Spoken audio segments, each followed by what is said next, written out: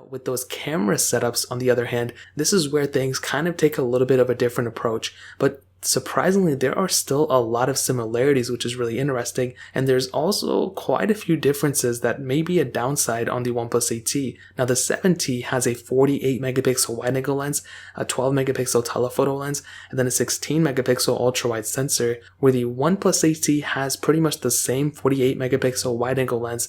They have a 16 megapixel ultra-wide sensor, so pretty much the same sensors there, but it takes away that telephoto lens and adds a 5 megapixel macro lens, and then a 2 megapixel depth sensor, and I find that to be kind of a confusing thing. I've said this before and I'll say it again, I always would rather prefer an ultra-wide sensor over a telephoto lens, but I would rather have a telephoto lens than a macro and depth sensor combined, in my opinion. They're not useless, but it's just like, they're just there for show. I don't know how many people are going to use those sensors all that often. Maybe they add a little bit of more whatever to a photo, but with the OnePlus 7T, I think those photos look good, and I just think the functionality when it comes down to the OnePlus 7T, it just adds that much more functionality, like I stated before. I just think with a phone like the OnePlus 8T, it's a better quality. Maybe you can still do 4K at 60 on both phones, but I would just say with the OnePlus 8T, with that lack of telephoto lens, it's just kind of weird. It's like, why would you bring it into one generation of a phone a year ago and then take it away this time? Like I said, I mean, the telephoto lens, I would rather have that